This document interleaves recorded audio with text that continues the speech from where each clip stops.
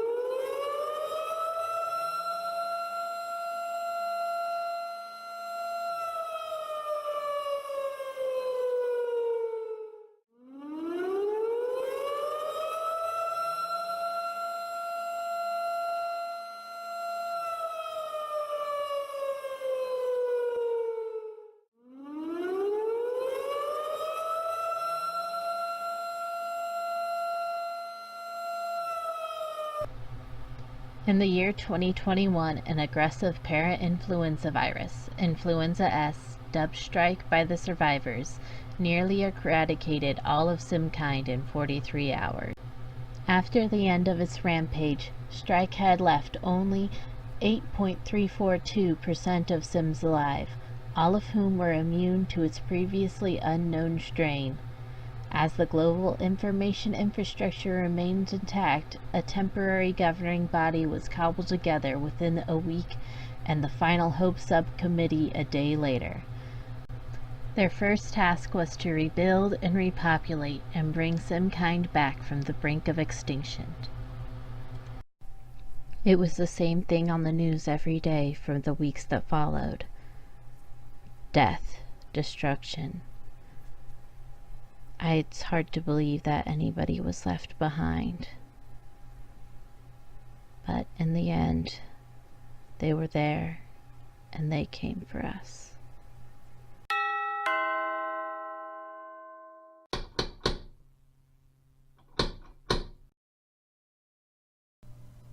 Hey guys, Lady Luna here, and this is the first episode of the Sims 3 100 Baby Challenge Final Hope Perfect Genetics grab bag. As you can see here, this is my Sim Calypso, and this is actually a voiceover done in post-production because my mic decided to quit for like my entire recording session of 3 episodes. So yeah, I've edited it down at least, and so you don't have to see all the pauses and me fiddling through a whole bunch of different menus and stuff whenever I was like, oh crap, I have to do this.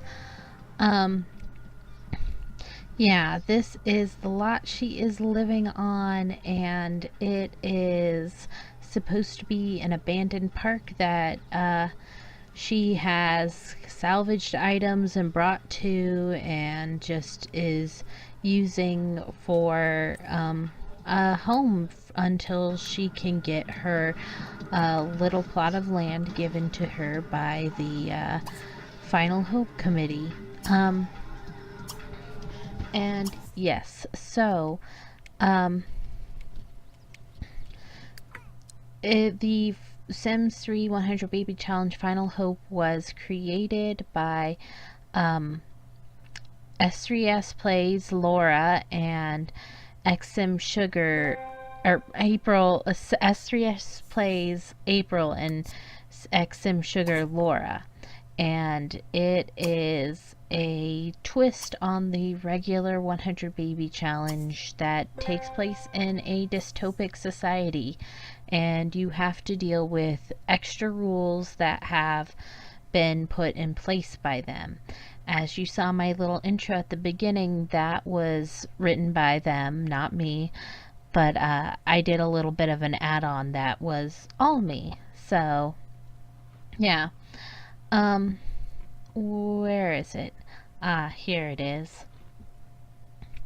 Final Hope was headed by a board of top scientific, business, and military luminaries, and with the technology they controlled, they were able to bring about the new Sim era. The experiments were even more of a success than they had ever believed they would be.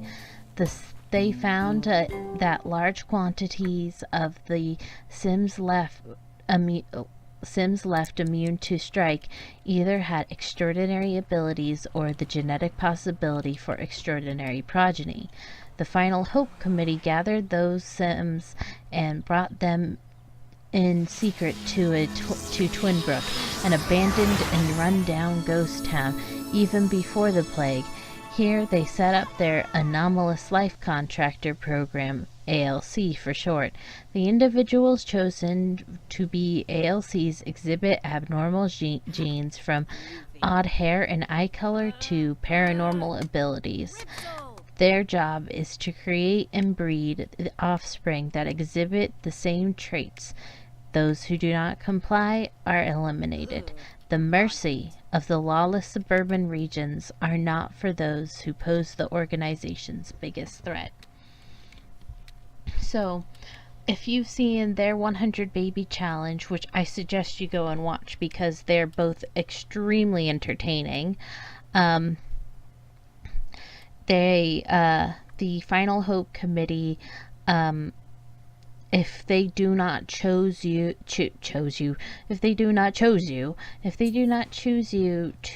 be part of their life contractor programs, then you are, what's the word, the human version of spayed or neutered, and taken and thrown out into a lawless region, and you are just nobody knows what it's like in these regions other than the people who are there, and they could be better, they could be worse, but it's, I guess, one of the things that keeps people actually with the Final Hope Committee, other than not wanting to be spayed or neutered, is the fact that they don't know. And yeah. So I really love this challenge. It is one of my most favorite ways to play The Sims. I love to do challenges when my own time and stuff, and I did the Runaway Teen Challenge, and in the Sims 4, and it wasn't quite as fun as it usually is when I play it in The Sims 3. I think it's because there's more weird things and fun things to do, and there's more of a challenge because you're having to fight the elements and stuff like that with seasons, and yeah. But oh, here is the community garden. As you can see, while most of the residential lots in this town are run down or not that great, the communal hubs are left intact or have been, well, not intact, but they were brought back to their former glory by the Final Hope Committee, because they want to present the appearance of having this nice town and this nice community and this nice everything, but it's not nice. You saw where she lived. Final Hope Committee basically gave her a tent and told her, you don't get help from us until you prove yourself. And so she has to go and prove herself by having her first child or children, and by proving that she is worth something to them. And it's horrible that these people would have to be under these conditions to survive. But it was the only way, and so Calypso had to leave her sister to these people. This is my third time trying to record this voiceover after I figured out my mic was broken, so I'm not sure I talked about her sister in this yet. Her sister, Siren, was a witch, and she had some strange abilities and stuff like that when the Final Hope people found them, they discovered, and they decided to take her in as a control group.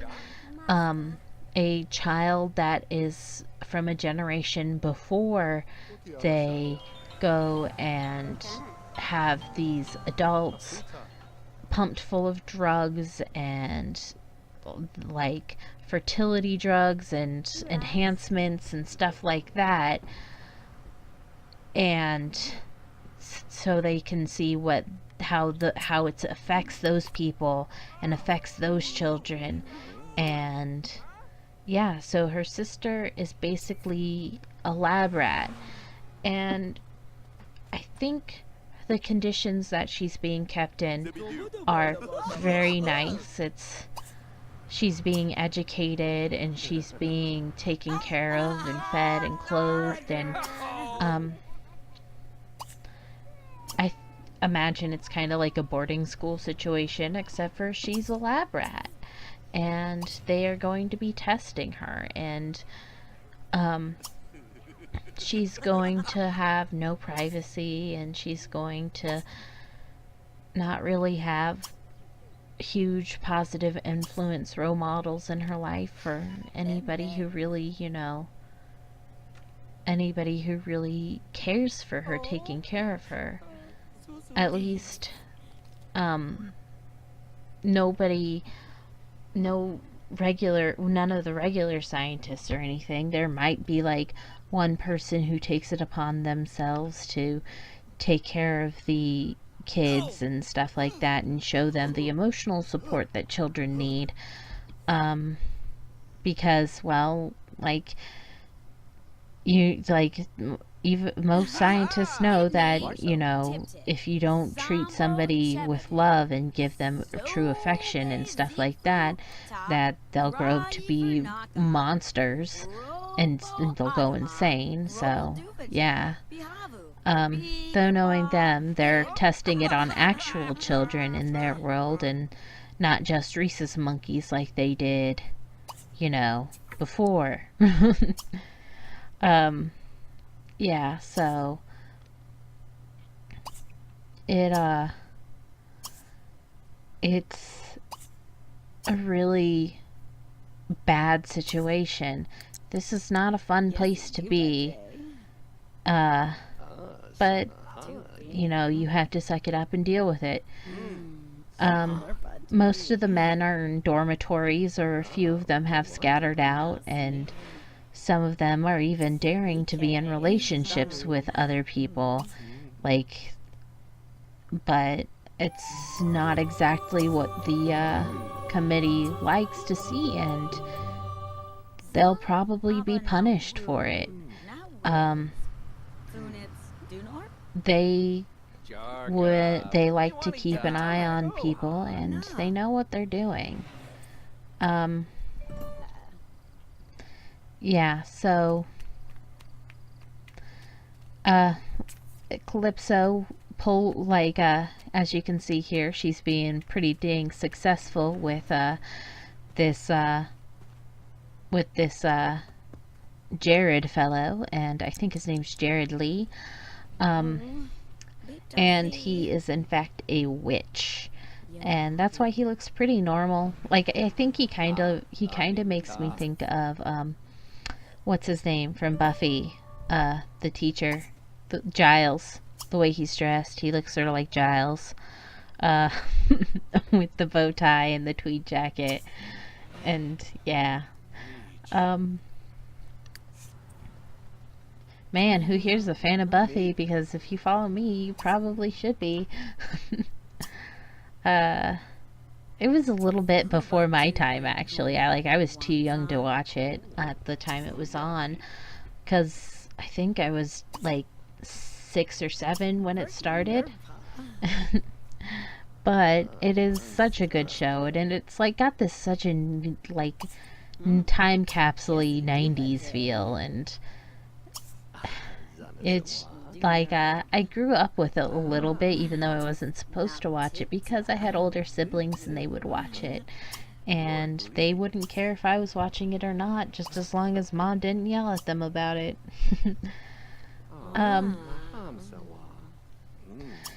This video was 30 minutes long, but I cut it down to about 25, I think. And so, yeah.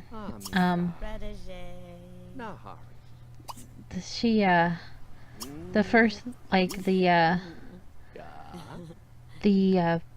other 2 videos don't have recordings either, so I'm gonna have to go back and record those also. I tried plugging in a new mic, and I think that made this one kind of upset, I guess. I don't know. I had to move the USB from the back port to the front port, though, which is kind of sucky. But yeah, so hopefully, like, I tested it a little and it worked, and I'm hoping that I haven't just been recording this whole time and it's just been recording silence. So yeah, that would suck, but be so totally something that would happen to me.